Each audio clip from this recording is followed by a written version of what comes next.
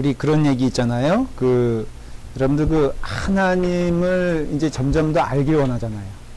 그쵸? 체험하기 원하고, 너무나 당연한 얘기인데, 그래서 하나님을 알기 위해서는 아주 분명한 진리가 있는데, 하나님의 말씀을 깊이 아는 겁니다.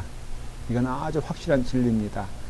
하나님을 보기 원하느냐? 그것도 마찬가지예요. 그래서 제가 이거는 신앙의 경험이기도 한데요. 주변을 이렇게 보니까 하나님의 말씀 가운데 깊이 들어간 사람들은 신앙의 기쁨과 깊이가 있습니다. 그래서 여러분들도 어쨌든 오늘 좀 삶이 내가 좀 부족한 삶이다. 그런 거 이렇게 말씀 가운데 내가 좀 많이 못 들어간다. 그렇게 생각을 해도 포기하지 말아야 될 것은 그 길로 가는 것이 정답입니다. 하나님이 스스로 그 모습을 보여주는 가장 도구는 성경이요 말씀이에요. 그래서 여러분들이 그렇게 생각했을 때 오늘도 귀한 은혜가 있기를 바랍니다. 지금 요엘서를 하고 있거든요. 요엘서를 하고 있는데 지난 시간에 이어서 우리가 무엇을 이제 배우길 원하냐면 구원이란 무엇인가, 이 부분을 굉장히 우리가 중요하게 생각해야 됩니다. 오늘 배울 말씀은 뭐라고요? 구원이란 무엇인가. 그래서 지난번에는 두 가지를 말씀을 드렸어요. 첫째, 지난번이 아니고 지지난주죠. 첫 번째는 하나님이 원수로부터 구원하는 것을 구원이다. 그렇게 배웠습니다. 그리고 두 번째는 하나님이 뭘 약속하신다? 믿는 자에게 번성을 약속하신다. 다 기억나시죠, 여러분들? 네, 적어도 이 정도는 기억해 줘야지 그래도 이렇게 배운다라고 할 수 있습니다. 중간에 두 학생은 눈도 안 쳐다보고 저를 아주 그냥 쓰는 것처럼 열심히 하시는데, 첫 번째 뭐라고요? 아니, 두 학생 얘기하는 거예요. 원수로부터 구한다. 두 번째는 번성케 한다. 제가 왜 물어보겠어요? 두 학생이 심히 대답을 안 해서 앞으로 대답 안 하는 학생은 반복해서 물어보겠습니다. 첫째는 원수로부터 구하고, 두 번째는 번성케 한다라는 것이에요. 오늘 이제 세 번째 말씀입니다. 구원이란 무엇이냐에 대해서 할 때 가장 큰 축복이에요. 이게 너무나 중요한 띠이 되는데, 구원이란 무엇이냐면은 하나님이 우리와 함께 하신다. 이것이 구원의 아주 중요한 핵심적인 요소가 되죠. 여러분들 구원받으면 기뻐요, 안 기뻐요? 너무나 당연한 질문 한번 답을 해보세요. 구원받으면? 예, 기쁘면? 구원받는 거잖아요. 그렇죠? 그래서 예수 믿는 사람들은, 구원받은 사람들은 그 삶에 요동함이 없잖아요. 어떤 당황스러운 일이 생겨도 그렇고요. 제가 요즘 자주 쓰는 말이 있어요. 느꼈는지 모르겠지만, 그래봤자 마지막에 뭐라고요? 마지막에 죽는데 너무 이렇게 어떻게 보면 해탈한 것 같지 않아요? 느낌이? 마지막이 뭐냐? 마지막에 죽는데. 죽으면 어떻게 되냐? 죽으면 천국 가는데. 그러면 뭐가 두려워요? 그쵸? 그래서 여러분들이 구원이란 것은요, 사실은 뭐예요? 기쁨이에요, 기쁨. 근본적으로는. 예수님을 믿으면서 참아야지, 이런 것은 사실은 맞지 않는 말이라고 했었죠. 내가 믿음 생활 하는데, 그러니까 주일날에도 보면은, 지난 주일날 감동받았잖아. 돈가스, 있잖아요. 야, 보니까는, 나중에 230개를 튀겼대요. 말이 230개지, 여러분들 그거 쉬워요? 근데 언제부터 했냐, 그러니까는 12시부터 튀겼대요. 제가 갑자기 혈압이 쫙 오르는 게, 이분들이 설교를 듣고 했나 안 했나가 제가 이제 점점 관심사가 되는 거예요. 그래서 지금 일부 예배를 드렸나, 그분들이.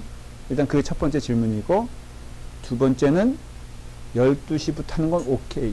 이해를 한다고 해도 설교 전인데, 나 같으면은 설교를 듣고 돈가스를 굶겠다. 어떻게 생각하세요? 이거는 다음에는 그런 실수하면 안 돼. 제가 돈가스를 뭐라 그런 게 아니라, 또 봉사한 걸 뭐라 그런 것이 아니라, 가르칠 건 가르쳐야지. 근데 그 수고한 사람들이 신앙적으로 열심히 사는 사람들이 내가 알고 있거든요. 윤주신 집사님. 얼굴 시뻘개져가지고, 제가 부엌 가니까 본인이 다 튀긴 것처럼 그렇게 표정은 하고 있더라고. 그러니까 얼굴에 티나는 건 좋은 것 같아. 고생한 보람이 있잖아요. 내가 질문은, 정말 전 질문이 이거예요. 이분이 설교를 일부 예배 때 왔었나, 안 왔었나? 아니, 그렇죠. 그러니까는, 예. 그래서 저는 소망이요. 예배를 꼭 드려야 돼. 변명이 없어. 그건 뭐, 목사님 피곤한데, 저는 이해해 줄 수 있어도, 신앙적으로는 정말로 영향을 미치게 될 겁니다. 그러면 어떻게 해야 돼요? 그럼 일부 예배 나와서 설교 듣고, 그 다음에 12시부터 튀기든, 11시부터 튀기든, 그게 선한 일이 되는 거지. 하나님 말씀 제쳐두고, 열심히 있다. 제가 너무 상처를 받지 않길 바라요. 그러나, 옆에 있는 친구가 보잖아. 그럼 다음에 또 그렇게 될 수 있어. 이 얘기 지금. 기쁨. 그러니까는, 이 기쁨이랑 신앙생활 하면서요, 잊지 말아야 될 건 참는 건 신앙생활이 아니야. 그럼 하지 말라 이거야. 그때 진짜로 보면 목사님 참지 말라 그랬으니까 다 지금 사역자들 말이야. 저만 만나길 기다리는데 상당히 이게 어떻게 보면은 언밸런스죠.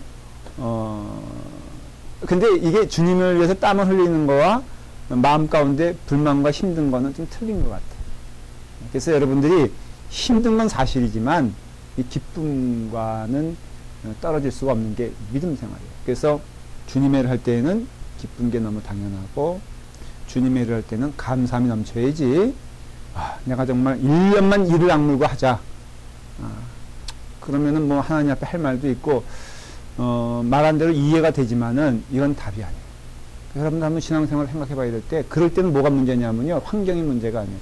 일을 시키는 목사님이 문제가 아니라 그 마음 가운데 이미 자신에 대한 정직한 고백이 있어야 되는데 하나님이 중심에 없는 거죠. 하나님을 믿어도 중심에 없을 수 있다? 그럴 수가 있거든요. 성경을 보면은. 그럴 때는 어떻게 해야 되냐? 더 곁길로 나가는 게 아니라 올바른 길로 돌아와야죠. 돌아오는 것이 뭐냐? 기쁨은 대체 어디서 오느냐? 기쁨의 그 근원은 무엇이냐를 깨닫지 못하면은 우리는 매일 시험에 들 수밖에 없어요. 유월서에서 그걸 말하는 거예요, 지금.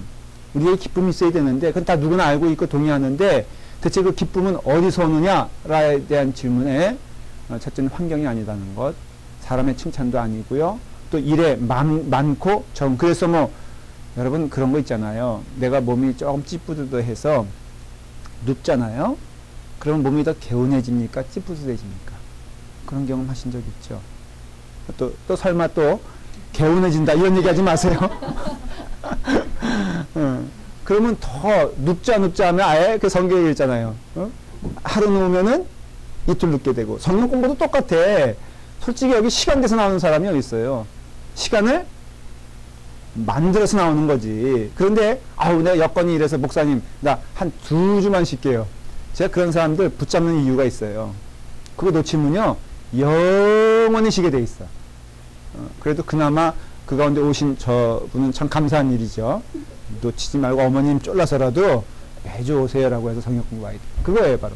근데 기쁨이란 것이요 어떻게 형성이 되냐면은 성경은 간단하게 하나님이 우리와 함께 하실 때 기쁨이 있다는 거예요. 그러니까 우리 믿음 생활의 큰 이 초점에 맞는 게 뭐냐면요. 우리는 자꾸 그 눈에 보이는 것으로 믿음 생활의 만족을 이렇게 생각을 해요. 내가 믿음 생활 기쁘려면은 기뻐야 할 만한 환경이 돼야 되지. 그러면은 뭐 제대로 남편이 월급도 좀 가져오고 그 다음에 좋은 믿음의 멘토들이 있어서 좀 이렇게 그런 사람도 있고 그 다음에 예배 드릴 때마다 아름다운 찬양으로 나의 신금을 올려주고 목사님도 너무 깊이는 말고 적절하게 그저 내 감정의 어떤 기쁨을 누리게 해서 그러면은 룰루랄라 애들도 말하는 대로 공부하고 원하는 대로 학교를 가서 그래서 모든 것이 이렇게 잘 되면은 그게 내게 기쁨이 아니겠는가라고 하지만 성경은 그렇게 말하지 아니하고 환경이 어려워도 힘들어도 하나님이 우리와 함께 하시는 것이 제일 복이다 이렇게 말해요. 그래서 우리의 기쁨은 하나님이 나와 함께 하실 때 그때 기쁨이 우리 가운데 넘치게 되니까 너무나 당연한 얘기죠. 우리가 어떻게 해야 돼요? 하나님이 나와 함께 거하시는 삶을 살아야죠.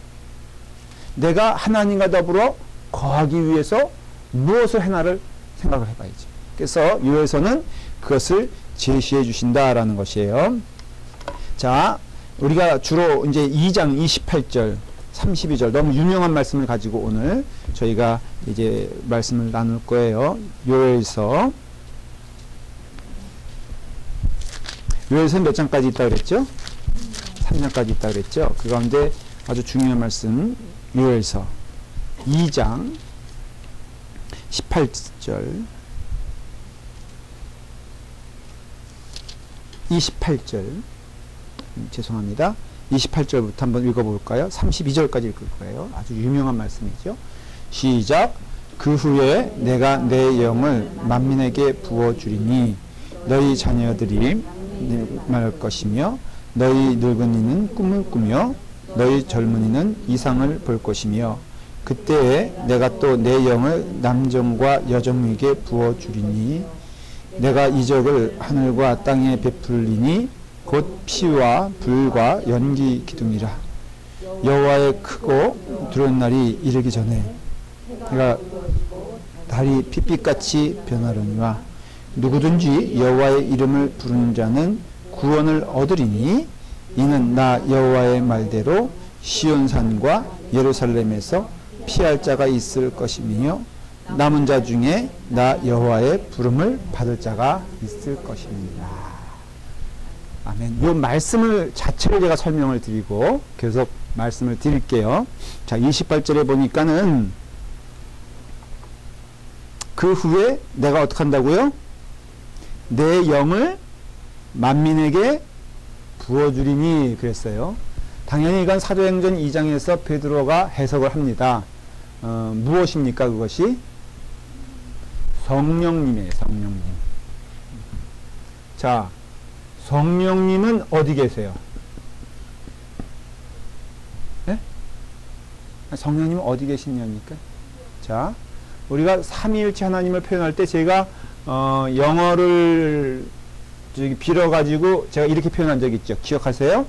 우리는 성부, 성자, 성령 하나님을 어떻게 믿느냐라고 할 때 혹시 기억하세요? 이렇게 했었죠. 그렇죠? 이건 성부 하나님 말하는 거, 테오스. 누구에 의해서? 성부 하나님에 의해서. 그 다음 혹시 기억나세요?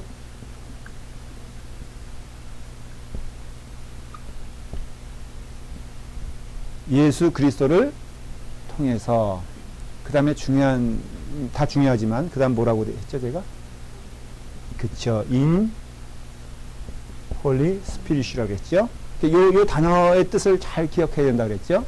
by는 뭐뭇에 의해서. 그러니까 창조주 하나님이잖아요. 그러니까 창조주 하나님에 의해서 모든 것이 플랜이 되고 그 다음에 또 역사가 일어나잖아요. 그러니까 성부 하나님이 일을 시작하신 거예요. 근데 그 성부 하나님, 그래서 예수님께서 나를 통하지 않고는 누굴 볼 수 없다 그랬죠? 네? 하나님을 볼 수 없다 그랬잖아요. 그래서 우리는 성부 하나님을 알려면은 사실 누구 알아야 돼요? 예수 그리스도를 알아야 돼요. 예수 그리스도를 모르고는 성부 하나님을 알 수가 없어요. 그렇기 때문에 우리는 자꾸만 하나님 눈에 보여주세요. 이런 말 할 필요가 없다 그랬죠. 왜? 이미 하나님은 우리에게 보여주셨잖아요. 그분이 누구이신지, 성부 하나님이 어떤 마음을 갖고 계신지, 어떤 교회를 갖고 계신지, 그걸 누굴 통해서? 성자 예수 그리스도를 통하여 다 보여주셨어요. 하나님은 사랑이시다.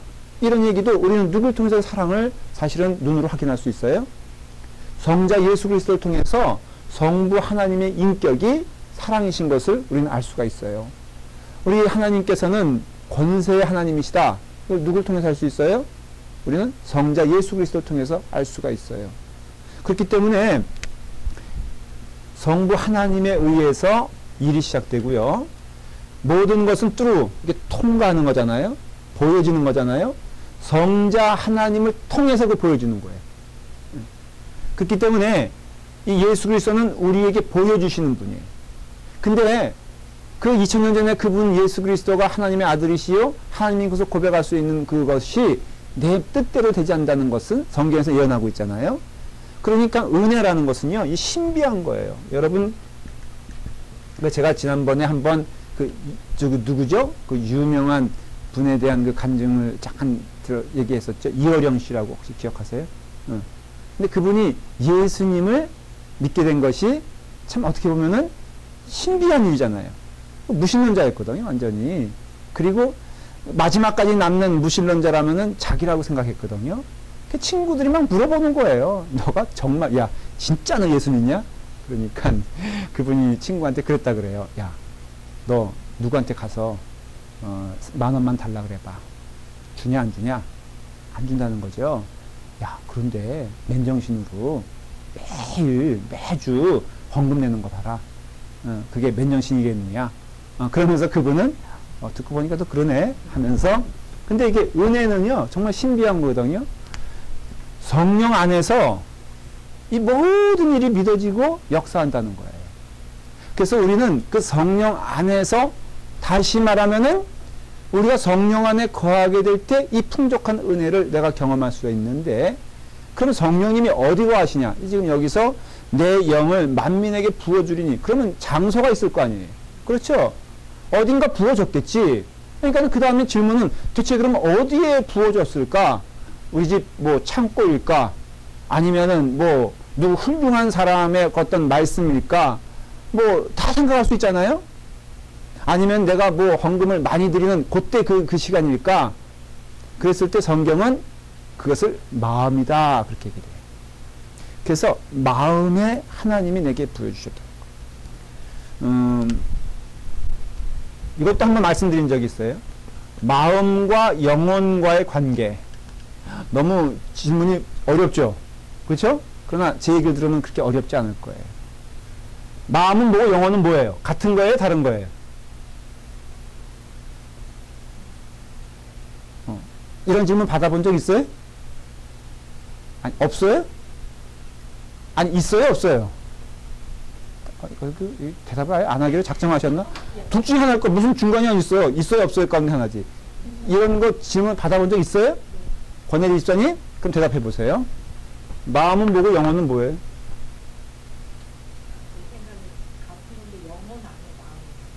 영혼 안에 마음이 있는 것 같아요. 전혀 대답이 안 되는, 지금 말도 안 되는 일 하고 있습니다. 이런 걸 말할 땐 그렇게, 그래, 오케이. 권혜리 집사님은 너무 면박 주면 안 되지. 예. 우리 집사람은 저렇게 정답을 얘기해가지고 초를 쳐요. 하여간 저 성격 어떻게 바꾸지? 이거 바꿔야 되겠네, 할 수 없이. 근데,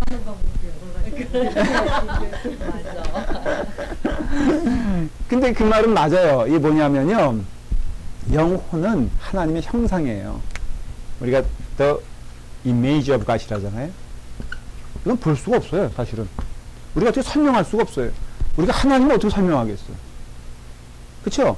영혼이라고 얘기할 때, 성경에서 말하는 영혼이라고 할 때는 이게 참 이렇게 캐치하기가, 감지하기가 어려운 거예요. 근데 마음은요, 그게 아니에요. 마음은 보여질 수 있어요. 여러분, 물론 우리 인간적으로 이게 뭐 손에 이렇게 이게 손이다라고 말하는 것처럼 볼 수 없지만은 우리가 마음은 볼 수 있다 그랬어요. 여러분, 여러분들의 남편의 마음을 볼 수 있어 없어요? 솔직히 말해봐. 벌써 여보나 어디야 딱 할 때 그 어디야라는 목소리의 떨림을 통해서 이 사람이 지금 거짓말하고 있다 아닌가를 알 수 있어 없어? 몰라요? 그게 바로 뭐예요? 마음이 들통나는 거잖아요, 사실은. 그쵸? 지금 내가 뭐 남자들 흔히 하는 얘기, 정말로 저 TV 같이 보고 있는데, 연속 보고 있는데, 나는 여자를 그냥 뭐 별로 이러면서 곁눈질 이렇게 보잖아요. 그러면은 벌써 그 마음이 어떤 거예요? 내가 그걸 눈치채면은 그 사람의 마음이 들킨 거잖아요. 그렇죠? 그게 마음이다 이거예요. 근데 마음은 다 눈에 안 보이는 거지만, 영혼이나 마음이나 이 마음은 보여진다라는 것이. 그래서 그걸 가장 누가 제일 잘하냐면은 자기가 자기를 제일 잘해요. 마음은 알아. 여러분들이 정말로 입으로는 하나님을 찬양하고 믿나 그러면서 내 마음 가운데 솔직히 어때요? 저는 가끔 이런 두렵고 황당한 경험들을 해요. 뭐냐면 이렇게 보면은 그 말과 행동이 틀린 걸 너무 많이 합니다. 뭐 예를 들어서 주님의 전을 이렇게 귀하게 여긴다 그러면서도 이게 보면요, 어떤 경우에는 교회에서도 도난 사건이 있잖아요. 근데 여러분 정말 어떤 때는요, 그 도난 사건이 있을 때 어떤 상상을 초월하는 어떤 일들이 막 벌어지거든요. 이 사람은 아닌 것 같은데 이 사람이 때도 있고요. 아예 눈에 띄는 건 괜찮아요. 제가 어릴 때 그 연합집회 참석했는데요. 야, 그 도둑놈들 진짜 머리 좋대. 헌금 기도 시간에 그걸 강탈해 가는 거 있죠. 야, 저는 진짜 기절할 일을 한번 경험했어요. 그때 그게 김홍도 목사님이야. 김홍도 목사님 가져갔다는 게 아니라 연합집회를 했어요. 중구영산 지방. 그랬는데 거기 김홍도 목사님이 주강사인가 그랬던 것 같아. 그래서 열심히 이제 하고 막 그 다음에 이제 헌금을 했어요. 그러니까 헌금을 이렇게 딱 헌금위원들이 가져오면 목사님이 받아가지고 재단에 놓잖아요. 그 다음에 뭐 하죠? 기도하는데 기도하면 다 어때? 누구나 다 머리를 숙이잖아요. 기도하잖아요. 그런데 이 도둑놈이 그 시간을 노려가지고 다 기도하고 있는데 살금살금 거기 재단까지 걸어온 거야. 와. 근데 우리 때는 지금 요즘 시대야 눈 뜨고 뻔히 보고 있는 사람들 몇 명 있으니까는, 예, 근데 옛날에 다 신령했잖아요. 신실했잖아, 사람들이. 그러니까 주 앞에서 뻑뻑 죽으니까는 다 기도하고 있는데 갑자기 도둑 잡아라! 그러는 거예요. 야, 이 들고 3분의 1 정도 갔는데, 근데 그걸 누가 소리친 줄 아세요? 김홍도 목사님이 소리쳤어. 근데 내가 나중에는 어떤 생각이 드냐면요. 이게 어떤 생각이 드냐면은 그 훔쳐간 도둑놈이지만은 어떻게 그 도둑질하는 걸 봤을까? 왜냐면 어린 생각에 눈 뜨면은 혼나잖아요. 김홍도 목사님 눈을 땄다 안 땄다? 이렇게 선한 사람이 있는 반면에 저처럼 악한 사람은 김홍도 목사님 깠자요. 근데 그때부터 김홍도 목사님 미워하기 시작했다니까.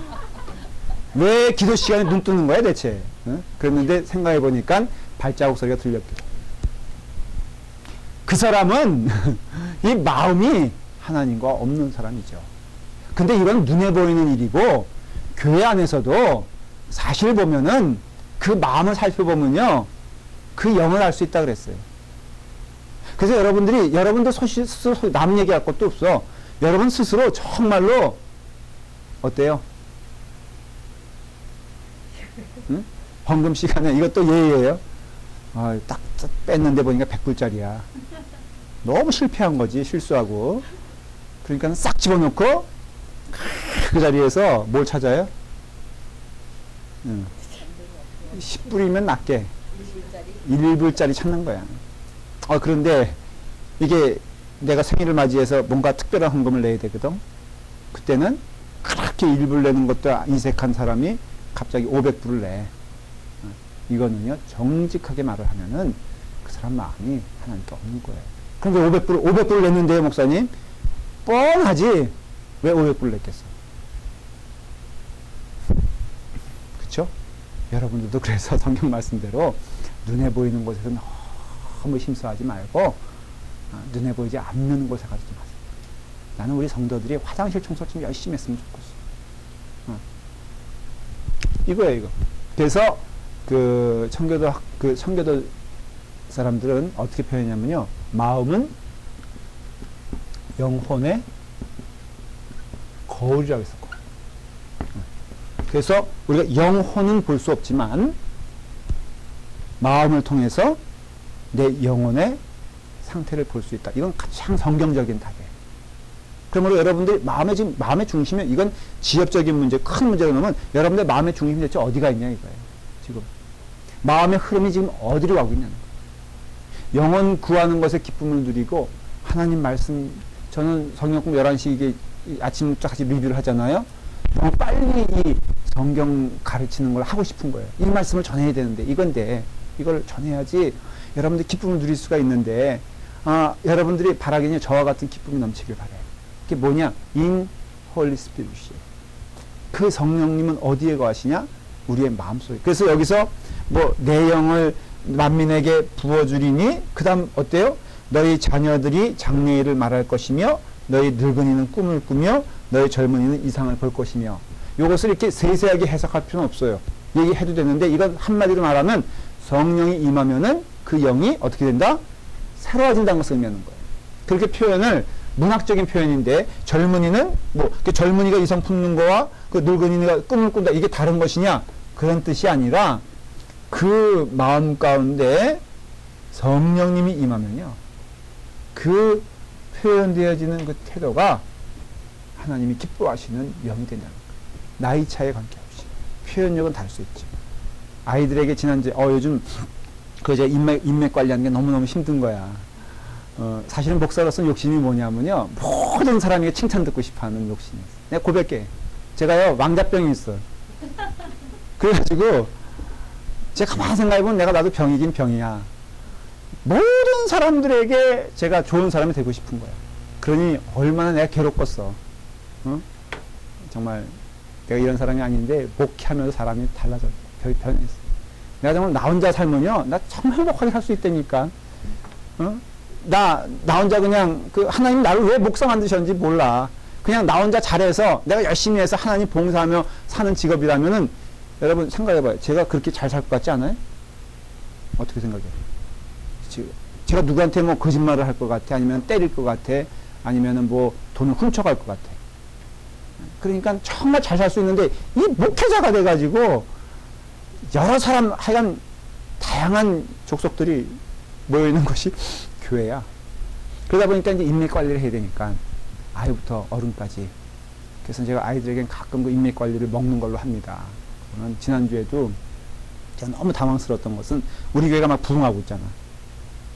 애들이요. 막 부흥해. 내가 그걸 몰랐지. 그래서 눈에 띄는 애들이 한 서너 명이야. 그래서 제가 호기게 얘들아 내가 오늘 아이스크림 산다. 딱 그랬더니요. 한 박수 치더니 갑자기 벌떼같이 애들이 여기서 몰려오는 거야. 근데 더 얄미운 건 엄마들이야. 얘 빨리 가. 목사님이 아이스크림 사주신대. 우리 애 거기 놓치면 안 돼.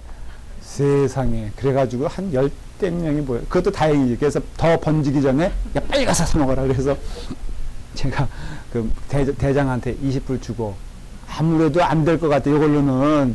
그래서 예정이 없던 또 5억을 덜덜 떨면서 다 물어내. 25불을 줬어요. 근데 제가 너무 애들한테 이쁜 게 뭐냐면요. 한 20분 지났나, 30분 지났나, 제 사무실 똑똑똑 두들기는 거예요. 그래서, 보고요. 그랬더니 4불 50전을 가져왔더라고요. 너무 이쁘지 않아요? 그것도 남겨가지고, 목사님의 형편을 알고, 그래서, 그러니까 얘네들이 내 목사님이 줬다는 거 안다면요. 함부로 못 먹어. 정말 그래요. 내가 너무 기쁜 거야. 교인들이, 그러니까 엄마가 줬다 그러면은, 뭐, 이렇게 먹을 거를요, 눈치 보니까는 마음껏 못 먹고, 그저 인원수에, 그 다음에 한 5불 정도 남겨놓을 생각하고선, 계산하고선 할당을 하더라고, 보니까. 너무 이쁘지 않아요? 저는 우리 교회에서 감사해요. 근데 왜 그러냐? 걔네들에게, 그래도 그 신앙의 어떤 그 기본이 있는 거예요. 그리고 저는 그걸 보면서 제가 하나 또 격려받는 거는, 여러분들이 집에서 제 욕하면 그렇게 되겠어? 그래도 우리 목사님 칭찬하니까 애들이 목사 귀한 줄 알지. 여러분들이 목사님 알기를 완전히 그냥 집안에 있는 걸레부도, 죄송해요.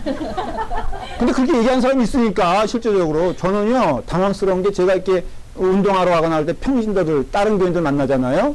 제 진짜 마음에 거북한 게 자기네 교회 목사님을 완전히 이거는, 어떻게 정말 그분의 그 태도를 보면은 껌보다 못하게 취급해. 전 제가 싫어하는 게 뭐냐면요. 그런 거 있잖아요. 김 목사 그 친구 말이야. 저에게서 어떤 땐 그렇게 얘기해. 그럼 당신 그 앞에 가서 그렇게 말할 수 있느냐. 그럼 그렇게 얘기해요. 뭐 저한테 와서 갑자기 또 근데 뭐 김 목사 이러면 안 되지만은 여러분 그렇게 하지 마세요. 아주 비겁한 거야. 어느 집사님에 대해서도 그 앞에서 김 집사, 이 집사 그럴 자신이 없으면은 그냥 안 보일 때라도 우리 김 집사님이 이렇게 얘기해야지. 그 앞에 가서는 그냥 마치 그냥 얘기가 3,000번 흘러도 용서해 주세요. 이건 꼭 해야 돼. 주의 영이 임하는가? 뭐 최경의 권사 그냥 자기가 할머니도 모르고 말이야. 뭐 할머니 티 안 내고 막 이렇게 얘기하다가 그 앞에서는 아유 우리 최경영 권사님 이러면 안 된다 이거지. 그렇죠? 그 앞에서 최경영 권사님 그러면은 다른 사람들 앞에 가서도 최경영 권사님 해이죠. 그게 정상적인 믿음 생활 아니에요? 그러니까는 이게 예수 그리스도의 영이 임하면요, 그게 어떻게 보면은 윤리적으로 나타나는 거예요. 인격적으로 나타나는 거에 신앙이에요. 그래서 내 영을 만민에게 부어주리니 너희 자녀들이 장래일을, 이게 얼마나 행복한 일이에요. 우리 자녀들이 주임을 가지고 하나님의 꿈을 얘기하고 너희 늙은이는 꿈을 꾸며 너희 젊은이는 이상을 볼 것이며, 그 다음에 또 반복된 얘기예요. 그때 또 내가 내 영을 남종과 여종에 부어주, 이것도요 문학적인 표현인데 남녀 가르는 것이 아니라 남녀 구분 없이 그런 뜻이에요. 그러니까 남녀노소를 구분하지 않는 것처럼 남녀를 구분하지 않고 뭐가 있다는 거예요? 주의 영을 부어줄 것인데, 그런데 거기 보면은 마지막 날이 갈수록 더 핏빛이 되고 그 다음에 두려운 일들이 있을 텐데, 누구든지는 뭐냐면은 바로 everyone who calls on the name of the Lord. 영어는 그렇게 되어 있어요. 그러니까 모든 사람, 누구든지 누구의 이름을 부르는 자, 여호와의 이름을 부르는 자는 어떻게 한다?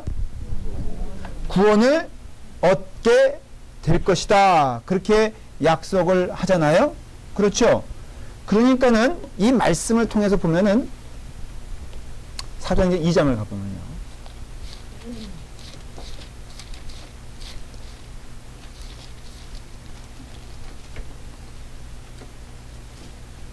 자, 아까 여러분들은 누구든지 어떻게 한다고 그랬죠? 누구의 이름을? 여호와의 이름을 부르는 자는 그랬잖아요. 그런데 사도행전 2장 21절에 보면은 그 내용이 똑같이 나와요. 17절부터. 그쵸? 뭐라고 나오죠? 하나님 말씀에 내가 내 영을 모든 육체에 부어주리니 너희의 자녀들은 예언할 것이요 너희의 젊은이들은 환상을 보고 너희의 늙은이들은 꿈을 꾸리라. 이건 누구에 대한 얘기라고 했어요? 어떤 거에 대한 인용이었어요? 조금 전에 우리가 읽은 요에서 2장의 말씀이에요. 그렇죠? 그런데 21절을 보세요. 시작. 누구든지 주의 이름을 부르는 자는 구원을 받으리라 그랬잖아요. 뭐가 틀려요? 주의 이름을 부르는 자는. 요에서는 뭐라고 했어요? 여호와. 2장에서는 주예요. 여기서 말하는 주는 바로 누굴 말하냐면은 예수 그리스도를 말하는 것이에요. 그래서 주님은 my Lord 그러잖아요. 그렇죠? 그래서 예수 그리스도 그렇게 말하잖아요. 그러니까는 성령님이 임하시면은 누구를 증거해요? 예수 그리스도를 증거하여 누구를 보게 하세요? 여호와 하나님을 보게 한다는 거예요. 이게 삼위일체의 사역의 연결성이에요. 요에서는 그걸 얘기하고 있는 것이에요. 사도행전 2장에서는 베드로가 말하고 싶은 게 있죠. 뭐예요? 바로 그래서 그 다음에 보면요, 사도행전 2장 이게 설교거든요. 근데 그 다음에 보면요, 자 33절 2장 33절에 시작. 하나님이 오른손으로 예수를 높이심에 그가 약속하신 성령을 하나님께 받아서 너희가 보고 듣는 이것을 부어주셨느니라. 이해하지 못할 말이 아니죠. 뭐예요? 오른손으로 누굴 높이셨다고 했어요? 예수님을 높여서 예수님이 부활하신 거예요. 그래서 높이신 거예요. 지금 사도 베드로는 뭘 얘기하고 싶은 거예요? 너희가 못 박혀 죽인 그분이 바로 예수님이신데, 그분이 바로 누구다? 하나님의 아들이시다. 그 증거로 예수는 부활하셨다. 누가 그렇게 하셨냐? 하나님이 오른손으로 예수를 높이셨다. 그 다음에 보면요, 그가 약속하신 성령을 아버지께 받아서 너희가 보고 듣는 이것을 부어주셨느니라. 예수님이 성령님을 약속하셨잖아요. 그렇죠? 그러니까 하나님의 약속하신 그 성령을 예수님을 통하여 우리에게 주신 바 되어 성령님이 우리 가운데 보고 듣는 것을 증거하게 하신다. 그런 뜻이에요. 이해가 됐죠? 그런데 그 다음에 36절을 보면은 시작. 그런즉 이스라엘 온 집은 확실히 알지니 너희가 십자가에 못 박은 이 예수를 하나님이 주와 그리스도가 되게 하셨느니라 하니라. 이해가 됐죠? 예수님이 누구란 걸 지금 증명하는 거예요? 주님이시요 그리스도라. 그렇게 말하는데 그 누구든지 사도행전 2장 21절에 뭐라 했어요? 주의 이름을 부르는 자는 구원을 받으리라. 그러니까는 우리가 깨닫게 되는 게 뭐예요? 예수 그리스도의 이름을 부르는 자마다, 또 로마서가 뭐예요? 바로 그런 얘기잖아요. 그쵸? 그러니까 예수님을 믿는 자마다 멸망치 아니하고 영생은요 하나님만 주실 수 있는 거잖아요. 영원한 분은 오직 하나님이시고 영생은 하나님만 주시는데 예수 그리스도 통하여 주신다는 것이에요. 그것을 증거하시는 이가 성령님이라는 것이죠. 그럼으로써 결국은 요엘서 2장의 예언이 어떻게 되었다? 이루어졌다라는 것을 말하고 있는 것이고, 어떻게 되었을 때? 성령님의 임재가 오게 되었을 때. 그래서 첫 번째, 자, 구원이란 무엇이냐? 하나님이 우리와 함께 하신다라는 것이 구원인 것이에요. 그러니까 성령 받는 것이 구원이고, 그 성령님의 인도하심을 따라가는 것이 결국 이제 제가 시간이 허락되는 대로 다음 주까지 계속 이 얘기를 할 거예요. 너무 중요하니까 제가 오늘 다 마치지 않으려고 그래요. 우리와 함께 하시니 이것이 구원이라면 너무나 당연한 얘기지만 성령님이 나와 함께 동행하시는 것이, 그것이 구원의 가장 기쁜 증거가 되는 거죠. 그러니까는 눈에 보이는 어떤 그 삶의 열매를 통해서 우리가 학력이 예를 들어서 부족하다. 이거 예수 믿으면요, 극복이 돼야 되는 거죠. 그렇죠. 물질의 부족함 때문에 내가 자신감이 없어진다. 이것도 예수 믿으면은 극복돼야지. 그래서 예수 잘 믿는 사람들 보면요, 그 삶에 뭐가 있어요? 당당함이 있잖아요. 저는 뭐 직분에 대해서 하나 생각을 할 때요. 이건 예화입니다. 장로님은 훌륭한 분이어야 된다. 훌륭한 사람만 장로님이 된다. 전 이것을 반대해요. 잘 믿는 분 가운데 본이 되는 분이 장로님이 되는 게 옳아요. 오늘날에는 이게 참 안타까운데요. 저 어릴 때만 하더라도 제가 기억하기에는 이런 분들이 있었어요. 시골 아니고 읍 정도가 됐겠죠. 제가 사는 데가 백마장이거든요. 이름도 약간 약간 촌스럽지 않아요? 네. 뭐 집사님 알아요? 백마장 어딘지? 들어봤어요? 아주 유명한 곳이에요. 왜냐하면 제가 자란 곳이기 때문에 유명해요. 뭐 유명한 사람이 잘하면 유명한 거 아니에요? 공식 이름은 상곡동이에요. 근데 여기에 모르겠어요. 저 때까지 이렇게 시골은 아니었던 것 같은데 종을 쳤어요. 옛날에는 좀 이렇게 땡그랑 있잖아요. 예? 어디 사셨어요?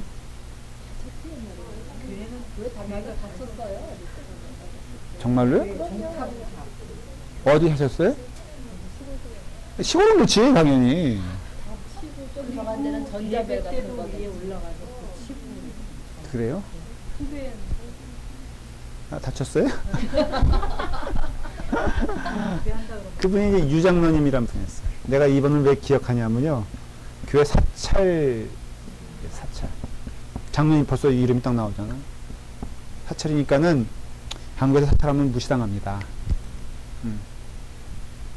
제가 제가 있지 않은 건 사찰 권사님의 가정과 사택 딱 이렇게 교회가 크면요, 사택이 쭉 있어요. 그래서 담임 목사 사택이 있고, 그 다음에는 있어요. 근데 어린 나이에 제가 가서도 이렇게 사찰 권사님 아들들하고 저희 집안의 이렇게 형제들하고 나이가 비슷했어.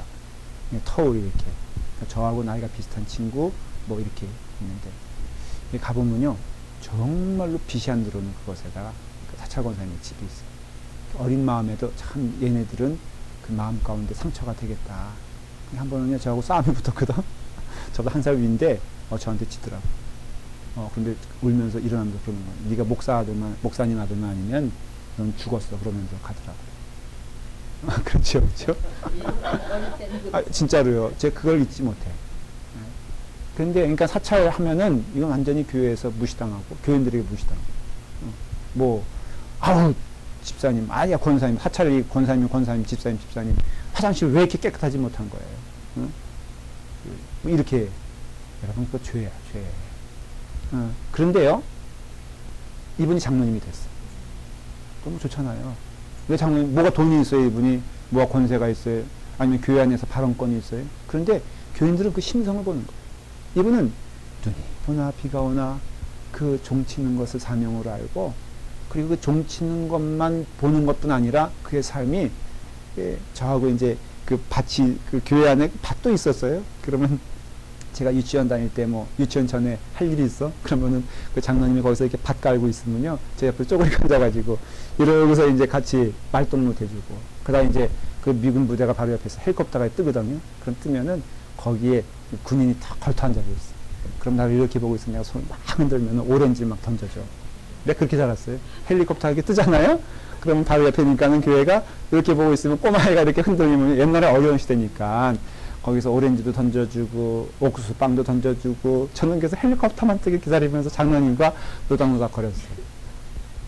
제가 왜 이 사람을 얘기하냐면요, 이분이 기도할 때 참 은혜롭더라고요. 근데 이분과 또 한 분이 있는데 박장로님이라는 분이 있었어요. 근데 그분은 국민학교만 나왔어요. 아니, 국민학교도 못 나왔어요. 간장장수였어요. 그래서 이렇게 옛날에는요, 어려운 시절이니까는 그게 뭐 이상한 게 많았어요, 이간에. 이런 물통 같은 이런 데다 간장을 넣고요, 자전거에다 간장 사려 하면은, 그때는 이게 종지를 들고 나와, 아줌마들이. 그러면 요만한 종지에 해가지고 이렇게 해서 했던, 예. 예. 예? 얼마 받겠어? 얼마 받겠어? 근데 그분이 건축한다니까요, 세상에 빚을 얻어가지고 헌금을 가져온 거였죠. 저희 아버님이, 장로님, 내가 형편 아니까 이거 아닙니다. 그랬더니 장로님이 하나님께, 하나님, 목사님이 왜 그러냐 그러면서 결국은 받았다는 거예요. 근데 그 박 장로님이 기도할 때는요, 교인들이 다 울어. 다른 장로님들이 기도할 때는 좀 그런데, 급으로 따지면 제일 낫지. 학력도 제일 낫고, 초등학교도 못 나왔어요, 이분은. 그리고 또 재산도 없죠. 근데 요즘 시대에 만일에 그런 분이 장로될 수 있을까? 있을 것 같아요? 그래요? 죄송해요. 나는 지금 어려울 거라고 생각하면서 얘기하는데, 아니, 교회에서 그러는 거. 지금 이분은 지금 달나라에 살고 있는 거야. 교회에서만이 그런가? 저는 아닌 것 같은데, 요즘 장로님 하면은 그래도 뭔가 교회 보탬이 되고, 뭔가 그래야지 장로시켜주지, 그 쓸모없는 사람은 장로시켜주나? 예. 그렇죠. 지금 제가 지금 여러분들 책망하는 것도 아니고, 한번 도전해보는 거예요. 그리고 우리 교회가 그런 교회가 되었으면 좋겠어. 좋은 꿈이죠. 그 모든 교인들이 신앙 안에서 하나가 되고, 그런 어떤 것을 간절히 소망하면서 나아가는 교회. 하나님이 우리와 함께 하심으로 우리의 영에는, 그래서 다 성령 받아야 되는 게, 영 안의 눈은요, 성령을 받아야지 눈이 떠지는 건데, 성령 받으면 보지 못하는 것을 보고요, 그 다음에 느끼지 못하는 것을 느끼고, 그 은혜가 하늘로부터 오기 때문에 우리가 기쁨을 누릴 수가 있어요. 그것이 바로 예수 그리스도를 내 안에 모실 때 경험되어지는 축복인데, 바로 요에서는 아주 그것을 지금 강조하고 있어요. 이것은 많이 강조를 해도 부족해요. 여러분의 삶에 있어서 어렵고 힘든 상황을 얘기하고 있으면 핏빛이 되고, 더 세상은 어려워질 거예요. 더 교회가 교회 되어지는 것에 대해서 도전을 느낄 겁니다. 그러나 우리가 마지막 시대에 또 부름받은 사람이라면은, 여기 보니까 그 요에서로 다시 한번 가볼까요? 이런 말씀이 있어요. 32절에, 이거는 사전에 이전에는 없는, 인용을 안 했어요, 베드로가. 그런데 요에서 2장 32절에는 아주 의미 있는 말을 해요. 마지막 시대에 한번 읽어볼까요? 다시 마음을 이렇게 좀 정돈해서 시작. 누구든지 여호와의 이름을 부르는 자는 구원을 얻으리니, 이는 나 여호와의 말대로 시온산과 예루살렘에서 피할 자가 있을 것이며, 남은 자 중에 나 여호와의 부름을 받을 자가 있을 것임이니라. 여기서는 뭘 말하냐면은 남은 자를 얘기를 해요. 그러니까 여러분 생각해 보세요. 남는다는 개념은 10명 가운데 한 명이나 2명 남아야지 남는 거지. 10명 가운데 한 9명이 남았다. 그럴 때 남는다는 표현 합니까? 그것도 또 우기지 마세요. 얼굴 보니까 지금 우길 태세인데, 이 성경 공부는 왜 이래. 여러분, 남는다는 뜻은요, 소수를 말하는 건 알잖아요. 그리고 여기서 말하는 남는 자는 먼저는 누구냐면 바벨론 포로를 얘기하는 거예요. 여러분 다 망한 것 같은데 바벨론 포로 가운데 주님을 사모하는 자들이 또 예루살렘에 와서 뭘 세웁니까? 뭘 세우죠? 성전을 세우잖아요. 그게 바로 학개, 수르바벨, 에스라, 느헤미야잖아요. 여러분 이게 소수거든요. 이런 자들의 특징은 뭐냐면 환경에 지배되지 아니하고 하나님 바라보는 자들이에요. 여러분 오늘날 예수 믿기 어렵다. 그래도 남는 자는 있어요, 분명히. 여러분 이 시대에 교회다운 교회가 있느냐라고 물어볼 때 여러분 교회다운 교회가 있습니다. 저는 그에 대해서 평가할 생각도 없고 뭐 우리 교회만 뭐 교회다운 교회다 그렇게 말할 생각도 없어요. 그러나 분명한 건 우리 교회는 이렇게 나가야지. 뭐 저 교회는 어떻고 내 교회는 어떤 게 아니라 너무나 당연한 진리요 어떤 그 말씀은 뭐냐, 우리 교회는 남는 자가 되죠. 누가 뭐라 그래도 성도들 가운데에도 어떻게 보면은 남는 자가 아닌 것처럼 보이는 때가 있어요. 낙심이 돼요. 근데 그것이 문제가 아닌 것이, 이 말씀을 듣는 여러분들은 그럼에도 여러분들은 누가 돼야 돼요? 남는 자가 되어야지. 이거는 진리잖아. 그러니까는 제일 어리석은 자는 이 시대의 흐름에 몸을 맡겨서 방탕하게 사는 것도 어리석은 거지만은 내 나름대로 하나님을 믿고 있다 그러면서 그걸 보면서 낙심하고 그걸 보면서 쓰러지는 건 더 웃기는 일이에요. 그거나 저거나 똑같은 거야, 사실은. 여러분, 주 안에 서는 자들은요, 은혜가 위로부터 오기 때문에 그런 거 있잖아요. 상상이지만은 사막이 있다고 하십시다. 사막에 여러 사람들이 지금 막 목말라서 고생하고 있는데, 그럴 리는 없겠지만은, 여기 그 호수에서 빨대가 하나 내려와가지고, 요게, 이제 여기까지 갔다고 하십시다. 그래서 다 목말라서 입술 말라서 죽어가는데, 여러분, 내 안에 이 빨대가 연결되어 있어. 이거 얘예요, 얘 그냥. 저 수원지에서 물이 막 계속 온다면은, 여러분들은 어떤 존재예요? 거기 사막에 있으나, 사막에 있는 자가 아니고, 목마른 자들이 있으나, 목마른 자가 아니잖아요. 그렇죠? 이거와 똑같아요. 우리가 하나님으로부터 붙어 있는 자는요, 그것이 아프리카 됐든, 그것이 아시아가 됐든, 그것이 한국이 됐든, 그것이 아메리카가 됐든 사실은 동일한 거 아니에요? 동일한 수원지에서 동일한 퀄리티의 물이 나오는데 여러분 그것이 사막이 됐든 북극이 됐든 그것은 받는 것이 똑같다면 퀄리티가 똑같아야죠.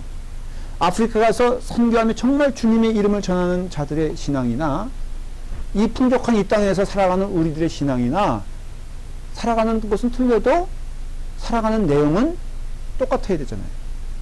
그렇죠? 여러분들은 그런 의미에서는 교회 안에서 선교하는 자들이고 어떻게 보면 교회 밖에 선교하는 자들이라고 했을 때 그것은 퀄리티가 똑같은 거예요. 주 안에 거하게 되었을 때는. 그러니까는 이 남는 자 사상이 참 중요한 게요. 교회 안에서도 어쩔 수가 없어요. 다 내 맘 같을 수가 없고요. 여러분 우리 교회 안에서도 누구나 똑같이 그 영적 퀄리티를 유지하면서 가는 거는 교회가 아니에요. 사실은. 교회는 할 수 없이 이런 자가 있고 이런 자가 있고요. 거기엔 세속적인 자가 있고 심지어는 헌금 훔치는 자도 있고 별일 많습니다. 그렇지만 우리가 남는 자라면요, 우리가 주 안에서 흔들리지 아니하고 주님이 기뻐하시는 길을 가는 것, 그리고 기쁜 것, 즐거운 것, 이거 아니에요? 그게 목사가 되어야 하고, 그것이 장로님이 되어야 하고, 그것이 권사님이 되어야 하고, 집사님이 되어야 하죠. 그래서 우리가 이와 같이 하나님이 우리와 함께 하신다라고 했을 때 이 큰 진리가 여러분 가운데 넘치길 바라고요. 사도행전 2장 28절부터 그러니까 그 요에서 2장 28절부터 하시는 그 말씀이 사도행전 2장에서 선포한 말씀과 연결이 됐다는 것을 기억하시고 오늘 이 말씀을 정리하면서 여러분들 하나님 안에서 거하는 자가 참 기쁨이 넘친다라는 것을 잊지 마시고 이어서 한번 여러분들이 그것을 묵상하시고 외워보시길 바라요. 그 말씀 참 귀한 말씀이잖아요. 요에서는요 굉장히 그 귀한 말씀이 많습니다. 뭐 좀 다 은혜가 넘치지만 그러니까 요에서 2장 보면은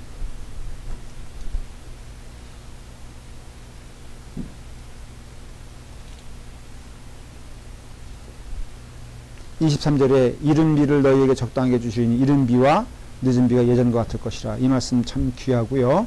그 다음에 28절부터 내 영을 만민에게 부어주리니 이 말씀 귀하고. 그래서 여러분들이 이 말씀을 좀 묵상해 가면서 그리고 또 다음 주에 얘기할게요. 이제 주님께 돌아오는 그 과정에서 회개를 얘기할 거거든요.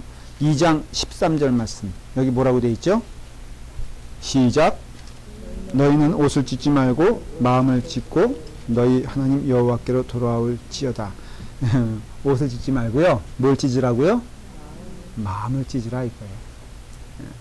한번 여러분들이 묵상하는 귀한 은혜의 시간.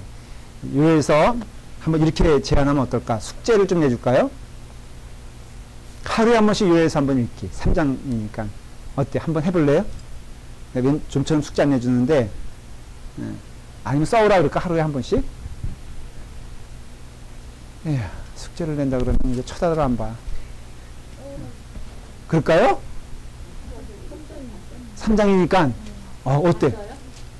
자, 우리 민주적으로 하십시오. 이 문제는 민주적으로. 내가 이렇게 또 흥분을 하네. 자, 숙제를 여러분들 스스로 정해보세요.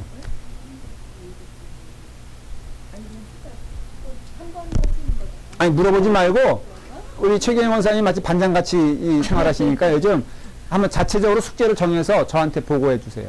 자, 지금. 너무 좋다. 아유, 내가 이렇게 자발적으로 하니 얼마나 좋아.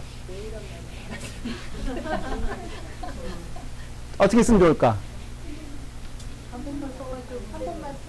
아, 7일 동안에 한 번만? 네, 이럴 줄 알았어. 몇 개 넣으면은. 그럼 내일 쓰면 아니, 난 뭐라고 안 그랬잖아. 몇 개 넣으면 하여간 민주적이 안 되는 거야. 자, 그러면 약속한 건 지키십시다. 일주일 동안에 한 번 쫙 이렇게 손으로 써서 컴퓨터도 받아줘요? 근데 컴퓨터는 그럼 이렇게 클릭해가지고 그 카피하면은 그거는 10초면 되는데. 미리 가르쳐주시네. 자, 그래서 여러분들 한번 이 수요 성역 공부 귀하잖아요. 그리고 여러분들이 믿음을 성장시킬 수 있는 귀한 기회인데 한번 여기에서 한번 여러분들이 쭉 묵상해 가면서 이건 사도행전 2장에 나오는 베드로의 예수님이 하나님 되심을 선포하는 참 중요한 말씀이고 이건 또 로마서 10장과 연결이 되어 있어요. 그래서 여러분들 이 말씀은요 굉장히 사실 요에서는 중요한 말씀이니까 묵상해도 되고 외워도 좋고 굉장히 좋은 말씀이라고 믿습니다. 자, 그러면 다음 주까지 3장 한번 써오는데 이것도 싫어가지고 또 결석하는 사람이 나올 거예요. 다음 주에 결석하는 분들은 큰일 치를 줄 아십시오. 기도하겠습니다. 아버지 하나님, 주님의 은혜 가운데 우리를 불러주셔서 감사합니다. 하나님의 말씀을 저희가 사모하여 이 자리에 왔습니다. 주님, 우리의 심령, 우리의 마음을 주님께 드립니다. 우리의 마음 안에 저장하여 주시고 성령님이 오셔서 우리 주 예수 그리스도를 우리의 주인으로 구주로 고백하게 하시며 하나님을 찬양할 수 있는 은혜 허락하여 주시옵소서. 예수님의 이름으로 기도드리옵나이다. 아멘.